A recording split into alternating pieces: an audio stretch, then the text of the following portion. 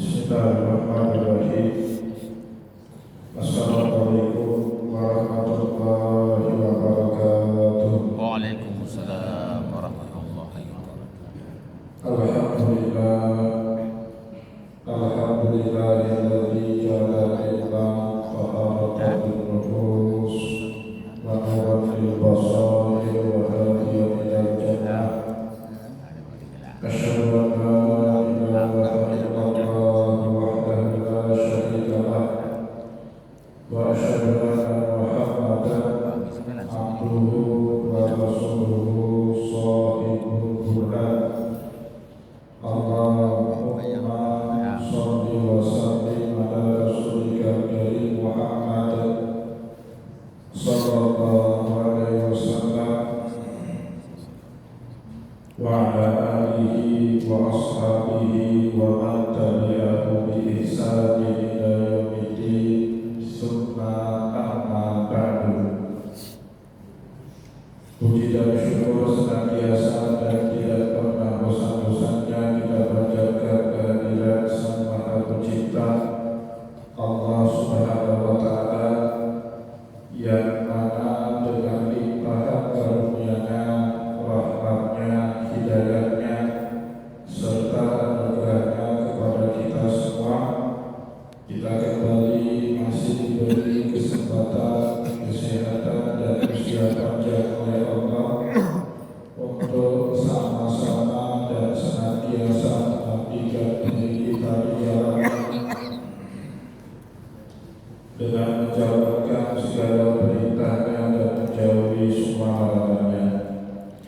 Shalawat dan salam juga tidak pernah kita aturkan kepada junjungan alam Nabi besar Muhammad sallallahu alaihi wasallam, di mana beliau telah bersabda dalam sebuah hadis, "Taraktum fiikum amrayni la in tamassaktum bihima lan tadillu abada, kitaballahi wa sunnati."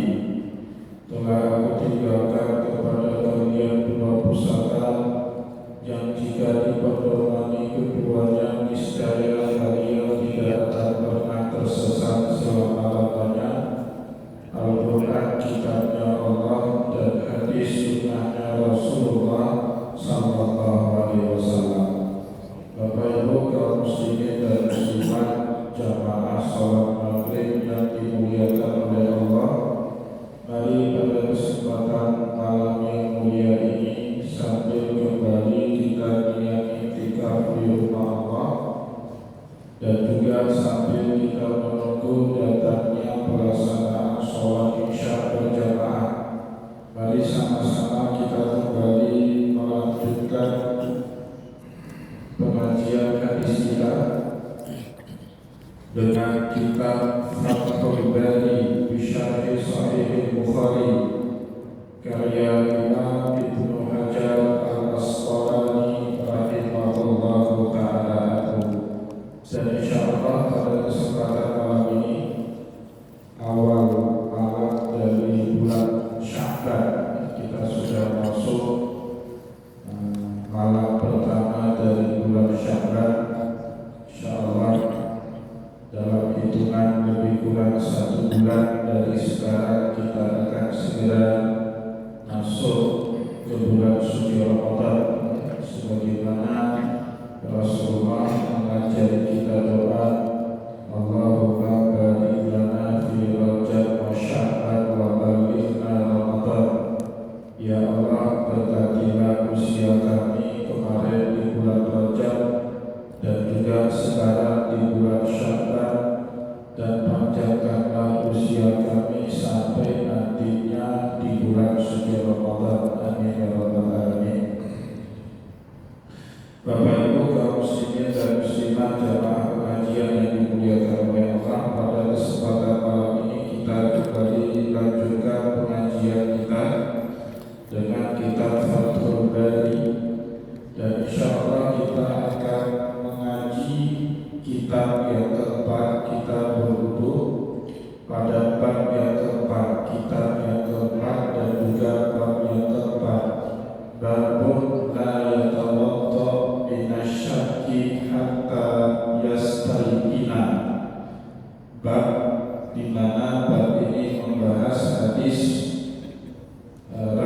Rasulullah SAW mengajarkan kita untuk tidak memperbarui wudu minasyaki gara-gara suatu perkara yang masih buat kita ragu-ragu, hatta yastaikina, sehingga kita betul-betul yakin kalau wudu kita itu sudah batal, sehingga baru kita memperbarui wudu kita yang sudah batal tadi. Bapak Ibu yang dimuliakan oleh Allah, sebelum kita lanjut dalam pembahasan ini, terlebih dahulu ada baiknya kita membahas 4 tingkat keyakinan di dalam syariat. Jadi di dalam syariat ada 4 tingkat keyakinan yang harus kita pahami, yang harus kita ketahui, sehingga kita bisa mengambil sikap saat kita ragu-ragu apakah sholat kita sah atau tidak, apakah jumlah rakaat sholat kita sudah tepat ataupun belum, atau bahkan apakah saat wudu kita ini apakah sudah batal ataupun belum. Jadi kalau kita punya pengetahuan dengan 4 tingkatan tadi, maka dengan mudah kita bisa memutuskan kalau kita ini masih dalam keadaan wudu, belum batal wudu kita, atau sebaliknya jika ada bukti-bukti yang bisa mengukurkan keyakinan kita itu, maka baru kemudian kita memperbarui wudu sebagaimana yang diajarkan kepada kita oleh Rasulullah SAW. Jadi yang paling tinggi itu namanya yakin, Bapak Ibu, ya. Yakin itu tingkat pertama. Kita baru saja wudu, sudah sempurna wudu kita, maka kita dalam posisi yakin dalam keadaan wudu. Yang kedua itu Bapak Ibu, di bawah yakin namanya dzan. Dzan itu kuat dugaan atau kuat prasangka. Jadi yang bisa membatalkan keyakinan kita itu yakin yang sama ataupun minimal yang dzan, Bapak Ibu, ya. Baru tingkatan yang ketiga itu syak. Syak itu ragu-ragu, 50-50. Syak ini Bapak Ibu tidak bisa membatalkan keyakinan. Maka para ulama membuat kaidah di dalam ilmu ushul fikih, al-yakin la yazulu bisyak.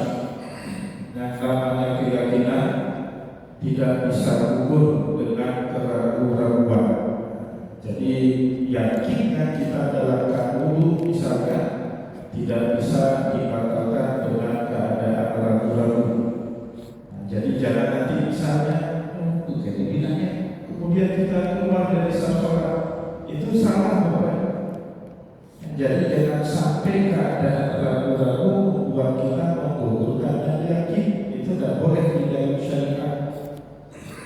Para ulama berkata di dalam kaidah ilmu ushul fikih, al-yakin la yazulu bisyak. Apalagi kalau waham. Waham itu kita tidak tahu pasti. Kadang-kadang cuma prasangka saja. Jangan sampai prasangka itu kemudian membatalkan keadaan yakin kita sedang melakukan satu ibadah. Jangankan syak, jangankan waham, yang syak saja tidak boleh membatalkan keyakinan, apalagi dalam keadaan waham. Yang boleh membatalkan keyakinan kita itu apa? Minimal dzan, kuat dugaan.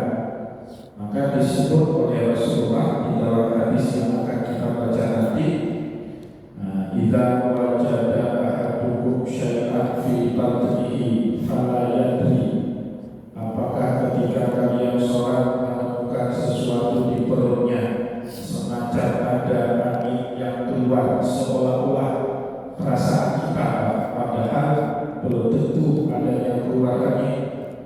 Maka kata Rasulullah SAW, fala yansarif, jangan batalkan sholat kalian hatta yasma'a sautan aw yajidu riha, sampai kalian mendengar adanya suara atau sampai kalian mencium adanya bau. Jadi yakin kita Bapak Ibu dalam keadaan taat, dalam keadaan berwudu. Kenapa? Yakinlah orang mengerjakan sholat tidak dalam keadaan berwudu.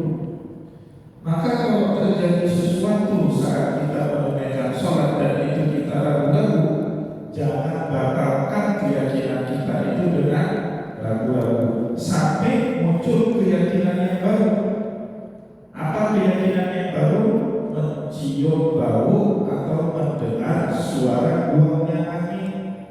Maka kalau itu terjadi, baru kita memperbarui wudu kita, baru kita keluar dari sholat yang sedang kita kerjakan. Itu maksud dari bab yang kita baca tadi. La yatawadda, jangan berwudu minasyaki gara-gara ragu-ragu. Jadi mengambil keputusan memperbarui wudu atau tetap lanjut dengan wudu yang sudah ada, tidak boleh dengan dasar ragu-ragu.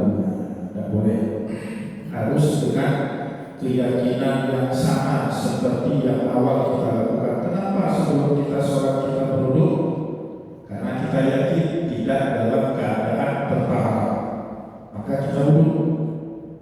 Jadi wudunya kita pertama sekali waktu mengerjakan sholat, karena kita yakin keadaan kita tidak dalam keadaan taharah, atau kita yakin kita sedang dalam keadaan berhadas, maka kita berwudu. Setelah kita berwudu, muncul keyakinan baru. Apa keyakinan barunya? Kita dalam keadaan taharah. Itu keyakinan barunya. Dan keyakinan baru kita dalam keadaan taharah ini berlaku kapanpun sampai datang keyakinan yang baru yang membuat taharah kita batal. Itu kata para ulama, al-aslu baqa'un ala makana, al-aslu baqa'un makana ala makana. Hukum asal itu tetap pada asalnya dimanapun kapanpun kita berada sampai menemukan penghalang yang membatalkan hukum asal itu. Tadi kita sudah berwudu, otomatis kita sudah dalam keadaan taharah. Maka asal itu sekarang Bapak Ibu dalam keadaan bertaharah. Kapanpun dimanapun kita tetap dalam keadaan bertaharah. Kita masuk masjid, sholat sunat rawatib qabla maghrib tadi dalam keadaan taharah. Setelah itu muazin mengumandangkan iqamah, kita sholat berjamaah dalam keadaan taharah. Kemudian kita duduk ikuti pengajian dalam keadaan taharah. Apa yang bisa membatalkan keadaan taharah kita itu? Keyakinan yang baru kalau kita sudah batal wudunya. Keyakinan baru itu apa? Buang angin atau kencing, buang air kecil, buang air besar. Ketika keluar air kecil dari lubang kemaluan kita, muncul keyakinan baru yang menyebabkan batal wudu, maka baru kita berwudu. Atau buang angin, kalau hanya sekedar ragu-ragu, itu bahan buang ragu-ragu itu. Tidak boleh ragu-ragu itu membatalkan hukum asal taharah kita. Tidak boleh. Buang ragu-ragu itu jauh-jauh. Kecuali kita dengar suara atau mencium bau. Berarti ada keyakinan yang baru yang dengan indikasi itu menyebut kita sudah dalam keadaan berhadas. Berlaku kaidah al-yakin la yazulu bisyak. Keyakinan tidak bisa gugur dengan keraguan, tapi al-yakin yazulu bil yakin bil isti. Satu keyakinan hanya bisa digugurkan dengan keyakinan yang serupa dengan yang pertama. Itu kalau niatnya memperbarui atau wudu untuk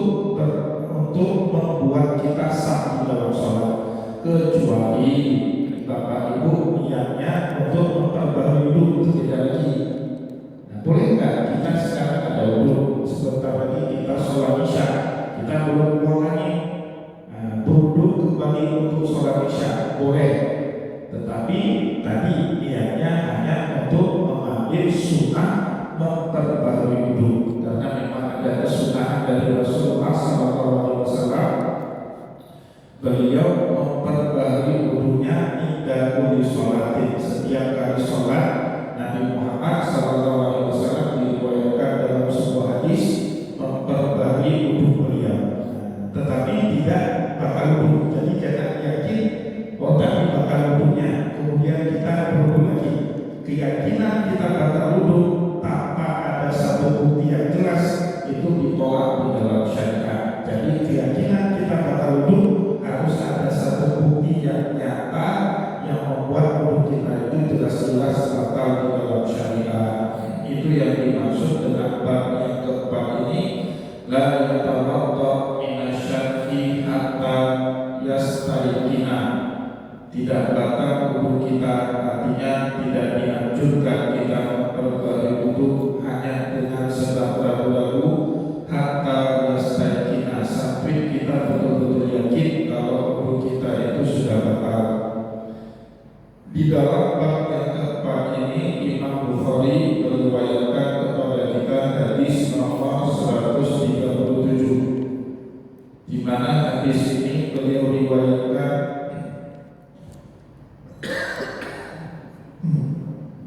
dari guru beliau.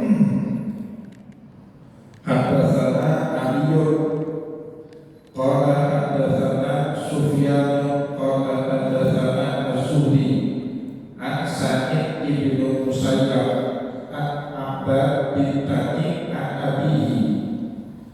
Di sini tidak disebutnya siapa nama pamannya, an abihi, tetapi di dalam kitab Fathul Bari disebut nama paman daripada Abbad bin Tani, sahabat Rasulullah yang bernama Abdullah bin Zaid al-Ansari radhiyallahu anhu. Jadi Abdullah bin Zaid al-Ansari ini Bapak Ibu menuturkan kepada kita pengalaman hidupnya bersama dengan Rasulullah SAW. Kata beliau, annahu syakka ila Rasulillah SAW ar-rajulu alladhi ukhayyaru ilaihi annahu yajibu syai'a fi sholati. Jadi pada suatu hari saat Abdullah bin Zaid al-Ansari ini bersama dengan Rasulullah, tiba-tiba datang seorang laki-laki syakka ila Rasulullah, dia mengadu kepada Rasulullah, alladhi ukhayyaru ilaihi annahu yajibu syai'a fi sholat, seakan-akan saat dia mengerjakan sholat ada sesuatu yang membuat dia ragu-ragu. Nah, ini sering terjadi sama para sahabat, dan memang Bapak Ibu yang paling sering terjadi itu dalam ibadah sholat. Jarang sekali kita misalnya membaca riwayat hadis para sahabat mengadu kepada Rasulullah mengenai ragu-ragu mengenai jumlah bilangan tawaf mereka, hampir tidak ada. Begitu juga sahabat ragu-ragu mengenai sa'i mereka 6 atau 7 kali, hampir tidak ada. Atau juga mereka ragu-ragu mengenai ibadah puasa yang mereka lakukan, hampir juga tidak ada. Yang paling sering aduan sahabat kepada Rasulullah ragu-ragunya mereka dengan ibadah sholat yang sedang mereka kerjakan. Nah, sama mungkin kayak kita sahabat ya, kalau tawaf itu jarang di antara kita yang ragu-ragu, ataupun puasa yang satuan puasa jarang di antara kita ragu-ragu, tapi sholat sering sekali. Nah, maka oleh sebab itu Imam Ibnu Hajar al-Asqalani radhiyallahu anhu mengatakan sebab sholat itu sering sekali membuat kita ragu-ragu karena ibadah sholat ini Pak yang secara khusus diganggu sama syaitan, ifrit. Ya, jadi ifrit itu mengganggu kaum muslimin yang mengerjakan ibadah sholat supaya apa? Tidak khusyuk, supaya apa? Ragu-ragu, supaya apa? Tidak yakin sholatnya sama Allah. Termasuk dalam tahapan itu kan bukan imam untuk saat sholat. Sering sekali orang itu kadang-kadang wudhu terus-terus ya. Padahal sudah lebih 3 kali. Ingat Bapak Ibu, wajibnya 1 kali. Anggota tubuh yang dibasuh pada saat wudhu itu kan wajibnya 1 kali. Adabnya 2 kali. Sunnahnya 3 kali. Lebih daripada 3 makruh. Tapi sering Pak kita lihat jamaah kita wudhu nggak selesai 10 menit. 10 menit nggak selesai. Suka terus. Nah itu ciri-ciri orang yang sedang digoda sama iblis. Bukan saya yang ngomong, para ulama. Kenapa? Karena setan itu senang sekali menjebak manusia supaya mubazir. Al-israf wa tabdzir itu ciri-ciri kita sedang digoda sama setan. Inna mubadzirina kanu ikhwana syayatin wa kana syaitanu li rabbih kafura. Nah, jadi kalau kita senang bersikap berlebih-lebihan dalam segala perbuatan kita, baik perbuatan yang sifatnya duniawi apalagi ibadah, tanda kita itu sedang digoda sama setan iblis. Makan bersisa, itu tanda itu lagi digoda sama iblis. Pokoknya nggak enak badan dia kalau nggak sisa nasi, nggak boleh kurang. Harus dihabisi makanan itu, jangan disisa. Mohon maaf, dalam kitab Tabyisul Iblis, Imam Ibnu Qayyim bahkan mengatakan orang yang sering menyisakan makan dan minum itu energi kita disedot sama iblis. Jadi makanan kita itu yang disisa itu bukan ayam atau bebek makan dulu Pak, tapi dimakan sama setan. Kita yang kasih upah, kita yang membuat dia belum, kita yang membuat setan itu punya makanan. Dia makan makanan yang kita sisakan. Nah, tentu kita bertanya, baca mereka dulu, kan Nabi akan nah, tidak berkurang nasi sedikit pun. Bapak Ibu, cara setan menikmati makanan sisa yang kita tinggalkan itu dengan dihirup, dengan disedot baunya. Nah, ini besok hari Minggu pasti banyak undangan kaburi. Makan habis Bapak Ibu, tidak boleh bersisa. Nah, kalau kita taruh di bawah bersisa, itu datang iblis, datang setan menghirup makanan yang kita sisakan itu. Nah, dia menyedot energi positif dari kita, termasuk juga minuman Bapak Ibu. Minum air apapun, air putih, air manis, air teh dihabisi, jangan disisakan. Itu ada, itu sunnah yang diajarkan kepada kita oleh Rasulullah SAW. Jadi para ulama mengatakan setiap kali manusia dalam tindakannya berlebih-lebihan dan mubazir, tanda dia sedang dekat atau tanda dia sedang mudah digoda oleh syaitan, termasuk saat berpahala. Nah, maka Bapak Ibu perhatikanlah pahala kita, jangan sampai lebih daripada 3 kali. Itu sudah makruh. Nah, cukup 3 kali, basuh 3 kali. Jangan sampai karena yang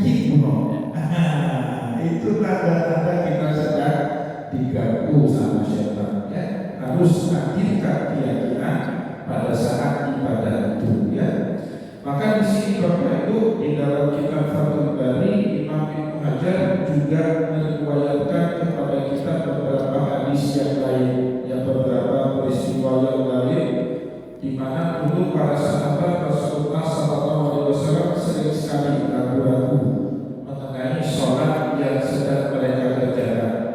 Ada sahabat dikisahkan di dalam kitab Fathul Bari, mereka sholat tapi pakaiannya bernajis, tidak ada pakaian lain kecuali pakaian yang sedang dipakai. Sedangkan waktu sholat sudah mau keluar. Rasulullah SAW perintahkan sahabat itu untuk tetap mengerjakan sholat meskipun pakaiannya bernajis.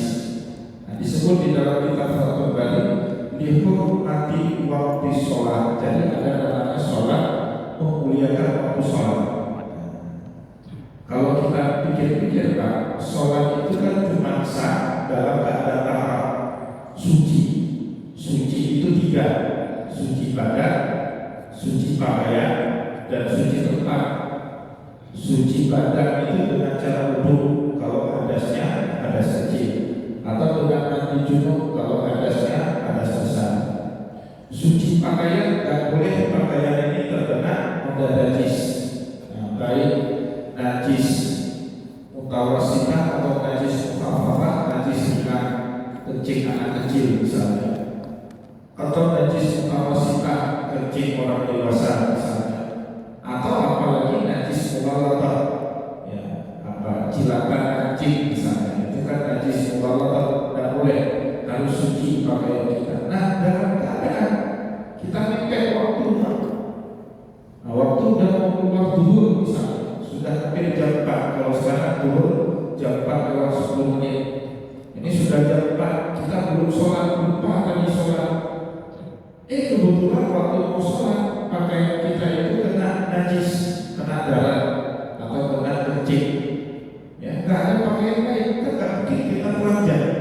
Lebih-lebih lagi merusak kemuliaan sholat. Ini bagaimana sholatnya? Itu para sahabat bertanya kepada Rasulullah, ya Rasulullah, kami tadi hampir saja keluar waktu belum sholat, sedangkan pakaian yang kami pakai terkena najis. Bagaimana kami sholat? Rasulullah SAW memerintahkan sahabat itu untuk tetap sholat meskipun dengan pakaian yang terkena najis. Alasannya apa? Dihormati waktu sholat, untuk memuliakan waktu sholat. Walaupun setelah itu sunnah ada. Nah, setelah itu sudah masuk waktu asar, pulang ke rumah, ada pakaian baru, copot pakaian yang kena najis, pakai pakaian baru, dan sunnah kita mengulang sholat duhur yang tadi kita kerjakan tidak sempurna. Apa? Karena pakaian kita bernajis. Ini menarik, Bapak Ibu, pernah sekali waktu saya pergi ke rumah sakit Zainal Abidin. Di rumah sakit Zainal Abidin itu kan ada tim rohaniawannya, ngajak orang untuk sholat. Tapi ada keluarga pasien itu tidak mau sholat. Alasannya ada apa itu? Kateter apa itu istilahnya? Ispot untuk kencing, kan najis itu. Dan pakaiannya nggak ada lain, cuma itu. Nah, jadi mereka pulang untuk sholat. Ya, karena rohaniawannya nggak ngerti kitab, nggak ngerti kitab. Nah, jadi dia udah terima saja. Akhirnya datanglah saya ke situ. Saya bilang, enggak Pak, Bapak tetap wajib sholat, tapi itu mulut najis. Ya, sholatnya Bapak itu dihormati waktu sholat, untuk memuliakan waktu sholat. Ingat, sholat wajib itu kan ada batasan-batasan waktunya. Inna sholata kanat 'alal mu'minina kitaban mawquta. Sesungguhnya sholat itu ada batas-batas waktu pelaksanaannya. Meskipun syarat dan rukun belum terpenuhi semua, tetapi asal sudah masuk waktu, kita wajib menunaikan sholat. Kalau mau sempurna setelah nanti sholat, setelah sehat, ada ataupun kotor sholat yang sudah kita kerjakan tadi, tapi sholat tetap wajib walaupun kita dalam keadaan najis. Namanya itu dihormati waktu sholat. Contoh lain, Bapak Ibu pergi haji 8 jam penerbangan dari Pulau Bintan sampai ke Jeddah, 8 jam penerbangan. Di dalam 8 jam itu ada waktu-waktu sholat yang kita kerjakan di dalam pesawat. Itu tak cukup syarat, Pak. Pesawat di atas pesawat itu tak cukup syarat. Menghadap kiblat, salah satu syarat sahnya sholat apa? Menghadap kiblat. Gimana caranya menghadap kiblat? Kita di atas, kiblat di bawah. Nah, apakah kita tidak wajib sholat di atas kiblat? Kalau sudah masuk waktu dan mau keluar waktu, kita wajib sholat, walaupun syarat sah sholat tidak terpenuhi. Salah satunya menghadap kiblat. Oke lah, kalau parah bisa kayak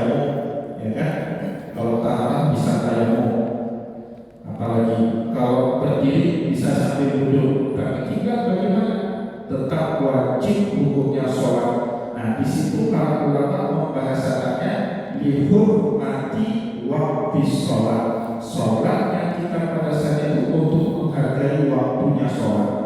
Setibanya kita nanti dilarang, setibanya kita dicegah nanti, baliknya sholat yang sudah kita kerjakan di pesawat tadi kita buat, kita ada untuk kesempurnaan ibadah sholat kita. Itu pernah juga terjadi dulu di zamannya para sahabat Rasulullah SAW. Ada juga sahabat di sini diriwayatkan ragu-ragu jumlah rakaat sholat, sholat isya, entah 3 entah 4. Mungkin kita juga sering seperti itu. Sholat isya lupa, entah 3 entah 4. Nah, bagaimana cara menyelesaikan keraguan-keraguan itu? Ingat kaidah tadi, al-yakin la yasuhu bisya. Yang namanya yakin tidak bisa digugurkan dengan ragu-ragu. Di dalam syariat jumlah bilangan yang sedikit yakin, sedangkan jumlah bilangan yang banyak ragu. Kalau kita ragu-ragu antara 3 dan 4, maka yakinnya adalah 3, ragu-ragunya adalah 4. Maka kita bina keyakinan kita pada saat itu. Sekarang kita sedang di rakaat yang ketiga, buang jauh-jauh rakaat yang keempat. Berarti kita nanti setelah sujud bangun 1 rakaat lagi. Nah, itu juga terjadi dulu di zaman para sahabat Rasulullah SAW. Nah, di dalam hadis ini sahabat Nabi Abdullah bin Zaid al-Ansari radhiyallahu anhu juga menceritakan kepada kita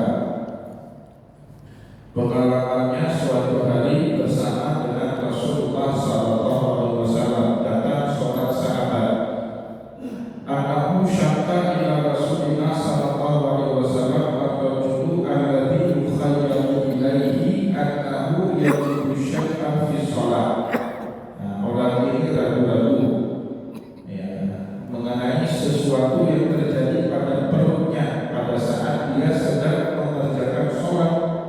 Maka dilaporkanlah peristiwa itu kepada Nabi Muhammad SAW. Rasulullah SAW saat mendengar laporan dari sahabatnya tadi, menurut cerita Abdullah bin Zaid al-Ansari radhiyallahu anhu, beliau pun bersabda, qala la yanfatil aw la yansarif. Kata Nabi, jangan batalkan atau jangan keluar kamu dari sholatmu hatta yasma'a sautan aw yajidariha, sampai kamu mendengar suara, aw yajidariha, atau mencium bau. Kata Nabi, sama seperti bacaan kita tadi. Nabi Muhammad SAW berkata kepada sahabat yang mengeluh tentang ragu-ragunya dia tadi di dalam sholat, la yansarif hatta yasma'a sautan aw yajidariha, jangan kalian keluar sampai kalian mendengar suara ataupun mendapati bau dari angin yang keluar dari perut kalian. Bapak Ibu kaum muslimin dan muslimat jamaah pengajian yang dimuliakan oleh Allah, sehingga di dalam syariat itu kan sholat didefinisikan oleh para ulama af'alun mahsusatun muftatahatun bitakbir wa muftatahatun bitasbih. Perbuatan-perbuatan khusus yang dimulai dengan takbir dan diakhiri dengan salam. Itu definisi sholat. Kalau kita merujuk ke dalam definisi sholat, seandainya ada orang yang mendengar suara atau mendapati bau saat dia ruku rakaat pertama, ada orang sholat Allahu Akbar, baca doa iftitah, baca Al-Fatihah, baca surat Al-Ikhlas, kemudian dia ruku. Saat dia ruku keluar lagi, terdengar suara dan bau, kan otomatis bakal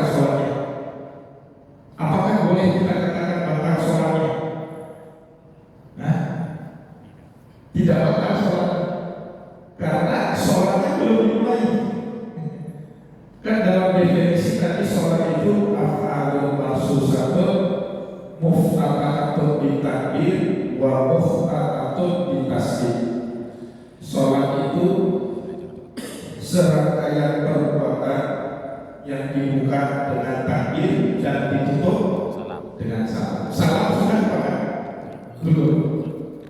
Sudah betul di rakaat yang pertama. Terus bagaimana? Kalau kata para ulama, kalau kita merujuk ke dalam definisi sholat, sholatnya belum batal karena memang belum sampai akhir, belum sampai tutup. Tetapi disitulah dari ijma berfungsi. Dari ijma apa? Setiap orang yang buang angin di dalam sholatnya, meskipun belum sampai akhir sampai salam, maka sholatnya batal dengan sendirinya. Maka butuhnya namanya dari ijma. Sama juga Bapak Ibu, kata para ulama, muftatahatun bitasbih. Kalau ada orang kemudian assalamualaikum warahmatullahi wabarakatuh, salam pertama, bahkan tak sholat. Salam berapa kali? 2 kali. Nah, apa yang dimaksud dengan muftatahatun bitasbih? Ditutup dengan salam. Apa 2 kali salam atau cukup dengan 1 kali salam? Kalau kita berpegang kepada definisi, seolah-olah butuh 2 kali salam. Yang namanya salam kan 2 kali dalam sholat. Assalamualaikum warahmatullahi wabarakatuh. Assalamualaikum warahmatullahi wabarakatuh. Kalau kita kembali kepada definisi, seandainya ada orang sholat assalamualaikum warahmatullahi wabarakatuh 2 kali dia, maka semua sholat yang dikerjakan tadi batal. Tetapi ijma para ulama mengatakan Bapak Ibu, yang namanya rukun salam itu yang pertama saja. Yang kedua itu bukan lagi rukun. Maka yang dimaksud dengan muhtatamatun bitasbih, ditutup sholat itu dengan salam, yaitu salam yang pertama. Oleh sebab itu Bapak Ibu, ketika ada orang sholat, dia sudah salam kali pertama, assalamualaikum warahmatullahi wabarakatuh, meskipun tidak salam yang kedua 2 kali, maka sholatnya sah. Jadi di dalam memahami sholat ini kadang-kadang kita juga butuh yang namanya dari ijma. Para ulama sepakat, walaupun tidak ada keterangan dalam hadis Nabi. Tidak ada keterangan dalam hadis Nabi. Salam pertama rukun, salam kedua sunnah, tidak ada itu. Tapi ijma para sahabat, ijma para ulama salaf, ijma para ulama khalaf menyebut salam pertama lah yang menjadi rukun. Yang dimaksud muhtatamatun bitasbih, sholat itu ditutup dengan salam, bukan 2 kali salam, tapi salam yang pertama. Setelah kita salam yang pertama, kita 2 kali, sah ibadah sholat kita. Kenapa? Sudah kita akhiri. Berarti kita cuma nggak dapat pahala sunnah dari salam yang kedua. Seperti itu ya. Semoga apa yang telah kita sampaikan pada kesempatan malam ini bermanfaat ya, kepada kita semua. Insya Allah akan kita lanjut kembali pada pertemuan yang akan datang kepada bab berikutnya, bab yang kelima. Saya mohon maaf jika ada yang tidak berkenan. Wallahu muwaffiq wa tarik wa nasallu Wassalamualaikum warahmatullahi wabarakatuh.